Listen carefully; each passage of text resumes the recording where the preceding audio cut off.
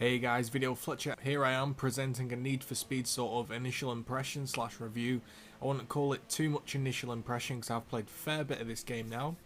And we're just going to jump straight into it. It's going to be 30 minutes or so of gameplay. This is me playing live and commentating it in post. I just wanted to actually play the game for 30 minutes rather than collect sections, because you get a sense of the pacing of the game and a sense of how the game actually works if you just play it. And, well, since though it's a review and you want to see the game, then it seems fitting to do it that way. Now, this is the second time I've done it. Yes, so before I spoke for half an hour straight and the recording messed up, so I am a bit annoyed that we have to do it again.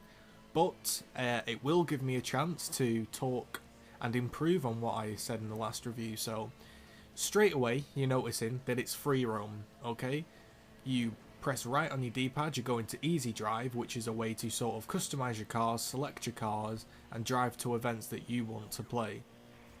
I'll get onto speed points in a second, but each race earns you a set amount of speed points, think of them as experience, and to go into different races and beat bosses or people on the most wanted list, then you need to get a certain amount of speed points, and I'll explain how you can get more or less.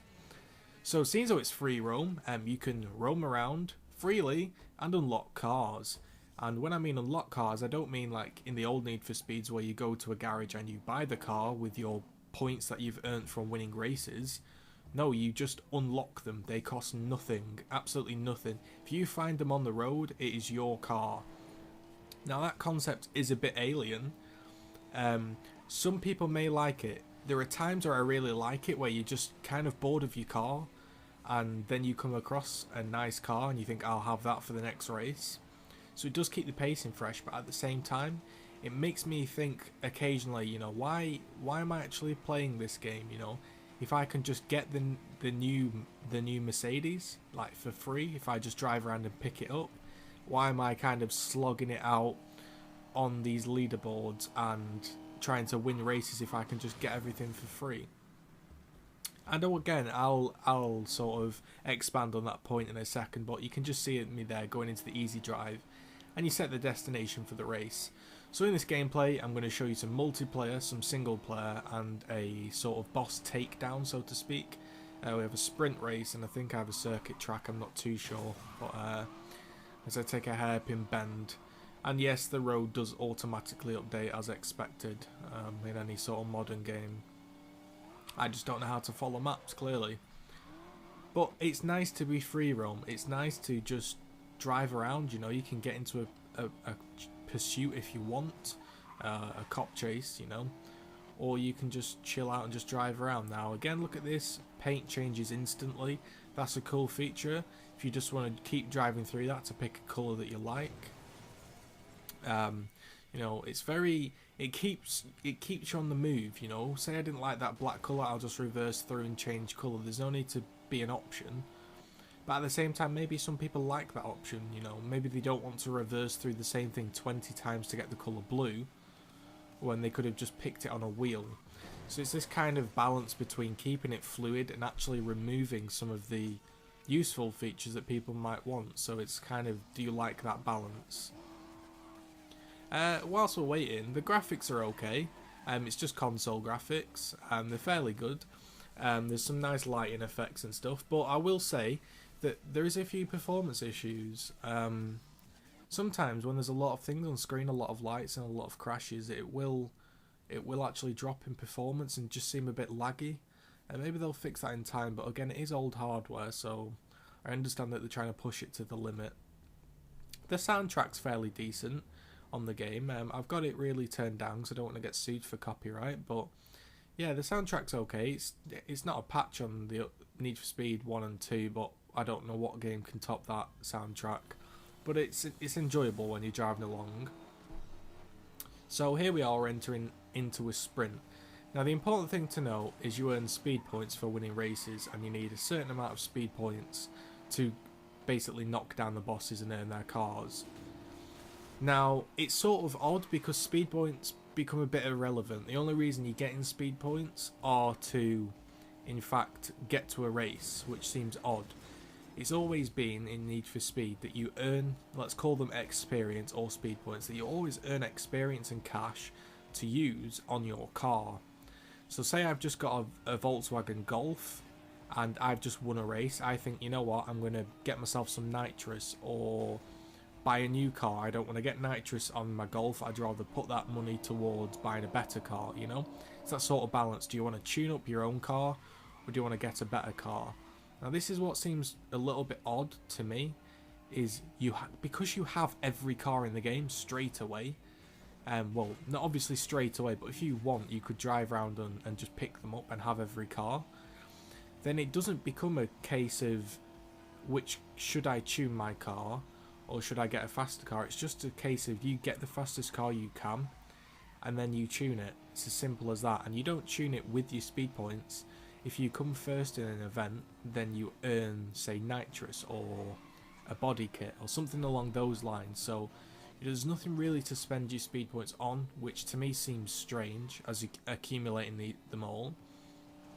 So that's a little thing just to note. Is it's a little bit confusing due to the nature of you have all the cars. I'm not used to a game where you have everything to begin with. Usually you have to progress and unlock it. And I just didn't feel like it. When I was driving, I enjoyed the game, but I just didn't feel like it was my car. Now that's hard to kind of explain, but let's say in old driving games, and I'm going to compare them to old Need for Speeds because I think the only people this will appeal to is not track racers, is the people that want to do up the car and want to race. So I'll kind of put it that way. And you see now I earn off-road tyres, so I'll apply them. And I got an engine increase.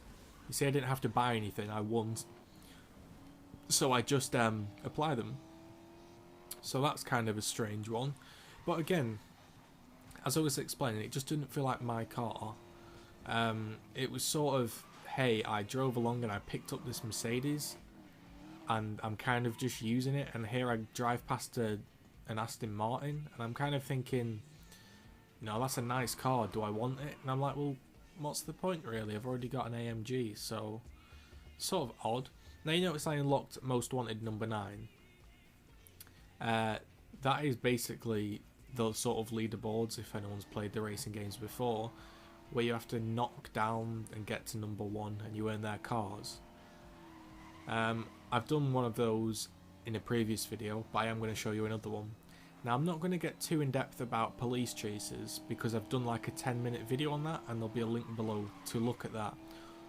Police chases are pretty much a little bit too easy. You see there, it flashed past me, and I know I was going on the other side of the road, which seems odd, obviously. But they are very easy to get past, should I say. If a cop car sees you, the only reason you get into a pursuit is because you force it. You have to spend like 10 minutes shoving cars to try and get them to stay with you. Because you have such a fast car at the beginning, you just annihilate the police. Like, I'm in a Mercedes and I could just race away from them. Whereas in other games, I've been in like a shitty Golf or something, and I've had to sort of really try hard not to get caught by the cops, where now I have all the cars in the game, it's like there's not much challenge with the police. The only reason you're getting into a police chase is because you want one. And they are fun, but it's not so much fun in the sense that you have to force it at times to actually get caught. One thing to note is there are shortcuts like this. If you're in a race and there's a shortcut, you can take it. It's not like Pro Street where it's like, a set path that you have to take. You do have freedom to either just drive around forever and not go to your race, or just turn straight up or take shortcuts there. It's up to you. And I'll explain a little bit more about the racing in a second. So when you begin a sort of Most Wanted race in any race, there's this cinematic, and all the cinematics are different, and they're pretty cool to look at. It kind of just builds the race up a little bit, and it reveals the car. So I'm now racing for a Shelby. But this is the thing that I like, but it's just odd. I'm racing for a Shelby, but I already have a Mercedes AMG. I don't really want this Shelby. So it's a very odd thing. It's more me doing it just to complete the game rather than me actually wanting the car. But it is a fun game to drive, don't get me wrong. I know I sound a bit overly negative, but I think when you've got a AAA title, like a big blockbuster game, you have to be more critical than you do of, say, an indie game, because it's just had more money and more backing, and people expect more because it's such a built-up franchise. Racing is fun, playing with your mates is fun, free roaming is fun, but it's just a tad repetitive. Every single race seems to have roadblocks. There are only roadblocks and spike traps. You get the occasional Rhino SCV that tries to barge you through, but you don't get any helicopters or anything like that, not that I've noticed in my chases. And it's just kind of like avoid roadblock, get to end. So it's kind of like the roadblocks are just there to say we've got collisions. Races as well seem, now I say seem because I haven't got to the number 1 yet, but this is a sort of an oldish recording. I think I'm at number 5 on the most wanted sort of speed list, and it's kind of just, they're a bit too easy. Now what exactly happened there was I was going along the highway and, you know, I turned the wrong way, crashed as well, and it's still only up the road. The car's only just up the road. So it's kind of like, well, what the hell has this car been doing the whole time, you know? It's just a bit odd. I've basically, in old racing games, and most racing games, to beat a boss, you have to absolutely nail every single corner, get everything perfect, learn when to brake. This game just seemed like, just roll up, don't absolutely obliterate the game, don't absolutely crash into everything, and you're gonna win. So yeah, that's partly down to just the way the AI seems to respond to crashes. It doesn't seem to floor it away. But also, you just have damn good cars, and that's going to be a point I'm going to be reiterating, because a lot of the game and a lot of the fun from a Need for Speed game comes from you working your way up and you thinking, finally I've got rid of that shitty Golf or whatever. And you know, it's here another huge mistake, like completely terrible, and he's miles up the road and I end up winning somehow. Like, it's just a bit odd. You know, here's coming to the end of the race. There is only 2 camera views. The camera view you're currently looking at, and sort of a no car camera view, you know, the ones to the floor. It's a bit unfortunate because I like the one where it just shows the front of your bonnet, and you can't actually have that. I don't know why they haven't got any more camera modes, but if you don't like that camera mode and you don't like the camera mode to the floor, then you're a bit stuck. So after you've sort of beaten the most wanted dude, you then have to, you don't just beat him and win the car with a pink slip. You sort of have to take him down, so to speak, which again, to me, and you can tell me if I'm wrong, but just seems really odd that once you've beaten him and, you know, you're going to take his car, that you then have to take him out and smash up his car to unlock it. You know, it's kind of the feeling I get is, right, I've got my Mercedes, I'm now unlocked to Shelby, and to unlock it I've completely smashed it up, so realistically it's not available for use because I've just smashed it up. I just can't, this whole thing here is just pointless. It's just extending the race for no reason. Now, unless when you get to like level 10, or should I say not level 10, level 1 on the leaderboard, it gets really, really hard to pursue them, then that would be quite fun. But it just seems unnecessary. I do like the way this works though, the way you can just press right D-pad and get to a race. But you also have to know, although it's free roam and everybody likes free roam, there are some disadvantages to it. You can't actually skip to a race. Now, when you're in the mood for free roaming, that's absolutely fine. But we've all got to admit that sometimes you come on a racing game and you just want to race. You're not in the mood for driving about. You're like, I just want to do a few races and then head off. You don't want to have to do a 10-minute drive through the city to get to your race. So I don't I think they should have added a jump too. There's no disadvantage to it. If you want to make the game longer, you can by driving to it. But if somebody just wants to do all the races, then they can do. It just seems like they're trying to extend it. As you've witnessed, there's a lot of crashing by me, like this. Okay, now every single time you crash over like 30 mile an hour, you are going to see that same cinematic, which is unbelievably irritating. It never changes, it's the same one. Now you can tell, you can say, well, you know, you shouldn't crash. If you crash less, it won't be as annoying. But the fact is, you get into some ridiculous ones where you will literally clip a car going about 30 mile an hour, and you will just have this completely ridiculous cinematic of you doing 12 backflips in the car and it crashing. And it just gets more annoying than else. It's just kind of like, right, we get that you can do crash cinematics. You don't need to show it every single time. I'd rather me go like 50 mile an hour into a bridge wall and just crumple into the bridge wall and have to reverse than seeing an animation and then having to reverse. It sounds tedious and it sounds niggly, but honestly, if you're like me, it will annoy you. Like there, I didn't hit it head on, I kind of clipped it, which sounds dumb because I was going really fast, but if that was in a race, you would just have shoved the car. Yet the second you go into free roam, it doesn't shove the car, it just says it's a crash. So that's a bit annoying. But the game feels fun. Some tracks like this one are harder, and in the sense that the actual race is tougher, but the circuit itself has sort of obstacles where you can fall off and the race will end. And again, here's another cinematic. You can skip these obviously, but it's just to introduce the race. I'm trying to think of some questions you guys may want answering, and questions that I would have liked to seen before I got the game. There is multiplayer, which I will show you. You can skip cutscenes. You cannot drive to events. I mean, you cannot skip 2 events. You have to drive. You don't buy cars. You just get them. It just, I can't put my finger on it, and that's the feeling with this game. I enjoy the game. I do think it's a fun game to play, especially with your mates all racing about. And although I never really take notice of the sort of speed trap,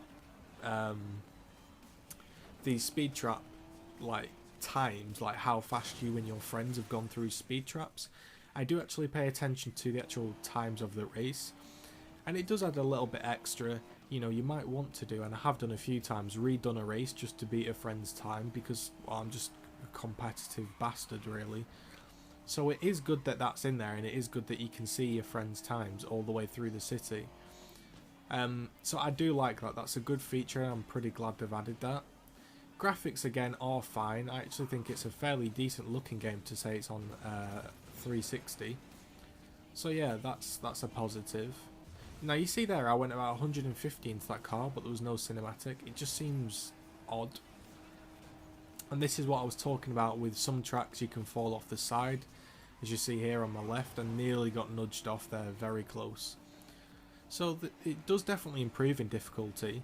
I just think it's a bit of an issue at the early levels because you find such ridiculous cars that I don't feel like you should have.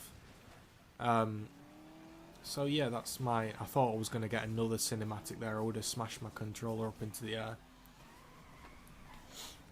You can get nitrous, you can get body kits, but to me, it's like, how can I explain it? It's like you're playing, so let's compare it to Need for Speed Underground. You play Need for Speed Underground, you're racing round in the best car with only nitrous. That's what you're getting at. You're not going to get any crazy hydraulics on neon lights. You've got the odd shortcut that you can take, which I do like, that does improve the game a lot. Shortcuts are a good thing and should be kept in games like this. But I just can't put my finger on it. It's such a strange game. It's really fun. I think all I can say is really fun. Just repetitive. And if you don't have friends that are racers, or you don't have a friends list full of racers that you can compete with, you might find it a little bit boring. I've got a couple of people purely from Machinima that have got the game, and I can compete with them, but if they didn't have the game and I couldn't compete with them, I think I would struggle to find some enjoyment out of it. There is a split screen racing, I believe, and you know, again, I take the lead there and finish. And I've unlocked this time. I've unlocked short gears and the body kit. So let's say you're bored of racing, you don't want to race anymore. Now you don't have to race to earn speed points. That's its one saving grace. That's how you can keep the game fresh. So I think you get about, say on average, 10,000 speed points per race. Now you could race 5 races to unlock the 50,000 needed, or you could get in some mammoth speed chase or drive through the city causing collisions, going through speed traps, and earn your speed points that way. They both add up. There's no set way, like you have to win 5 races to get to this position. You can do it however you want. And I do think that's crucial in this, because it would get very, very repetitive if you had to grind races out constantly that you can't jump to either.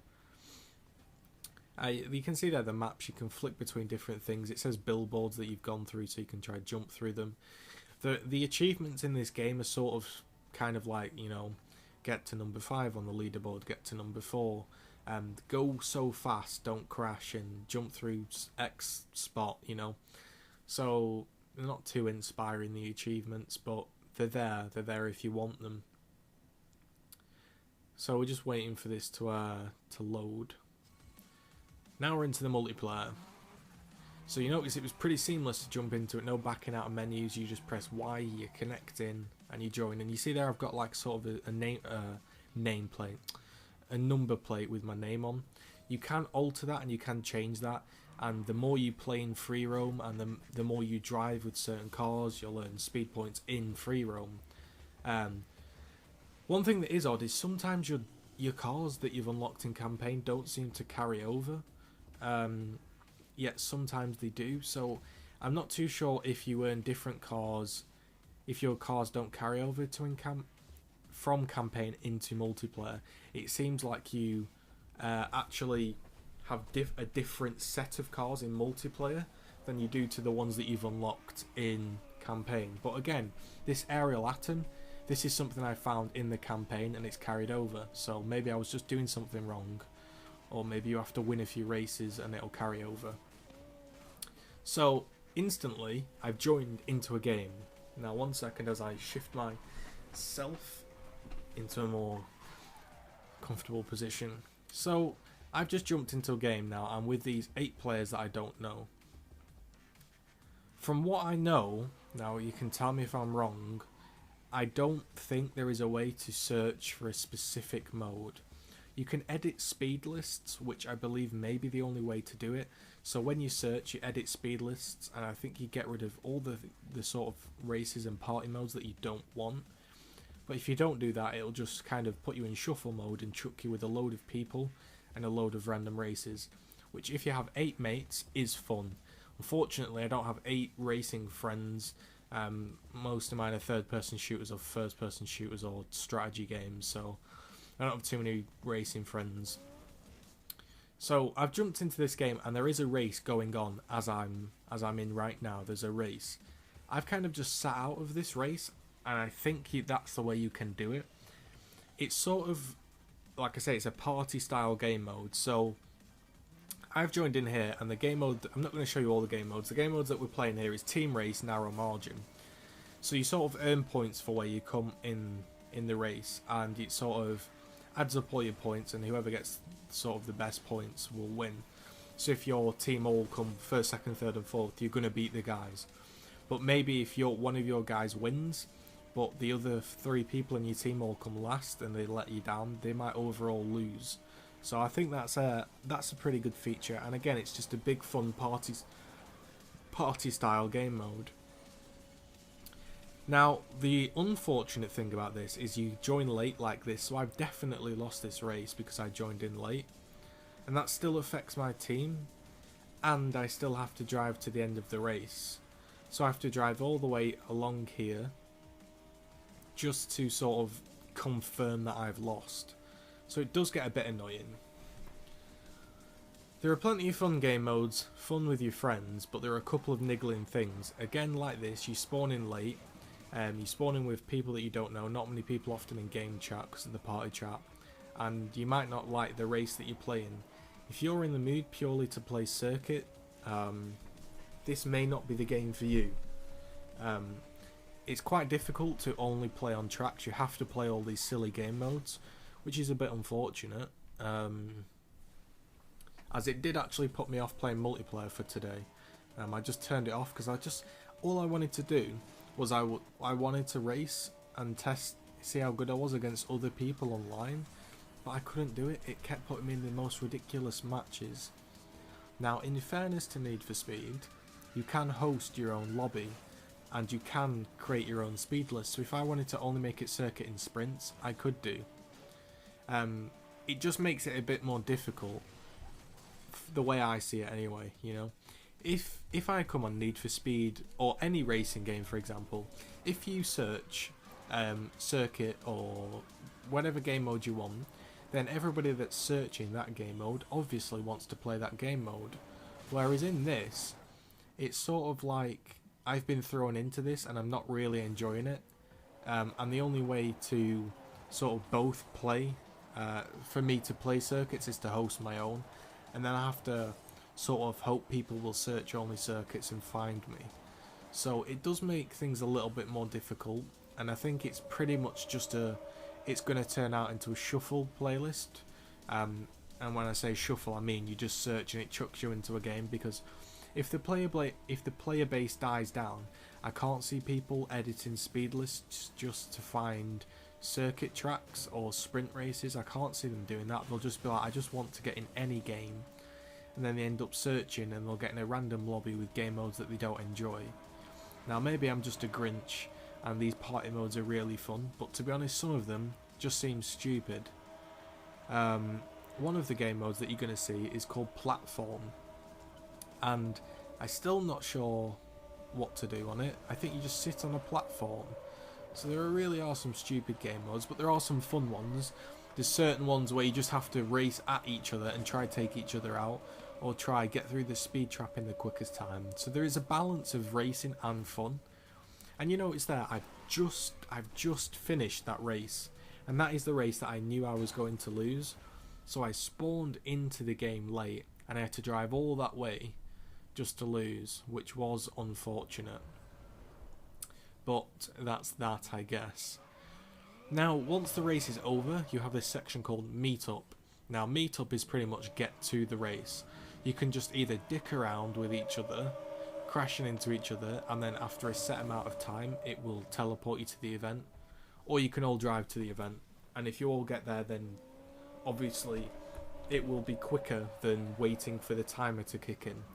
So it does give you sort of say you're all in an 8-man party, and one of your mates is he's gone to do something and you're waiting for him and you don't want the race to start, you can all hold off driving there and wait for the timer.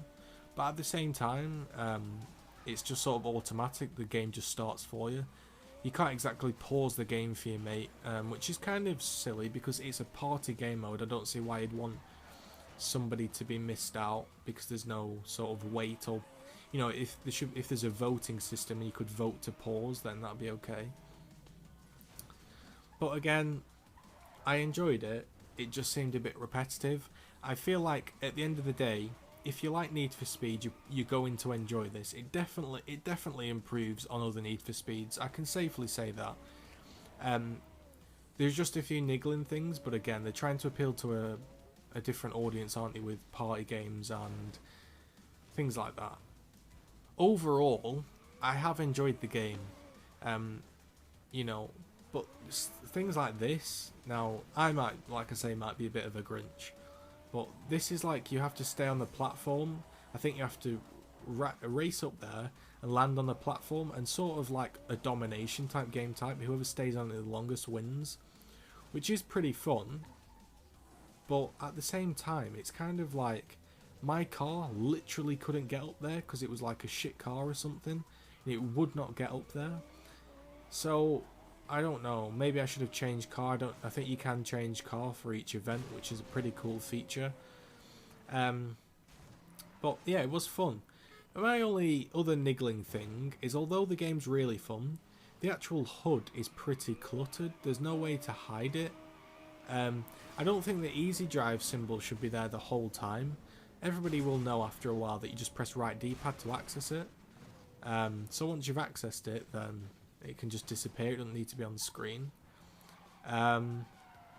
Also, having everybody's leaderboard on the right hand side, it was actually quite distracting. It might not seem distracting in the video, but when it's massive on your TV and all you can see on your right hand side, like you can't really see the right hand side, is just this leaderboard. And I know you don't need the leaderboard too much because it is a party game, or pyramid power, or whatever it's called, pyramid platform. You don't need it as much, but it just kind of niggled me. Overall, the game definitely improves on other Need for Speeds. There's just a few niggles, but I think it's worth a pick up. You could always rent it and try it out. Thanks for watching, guys. Peace.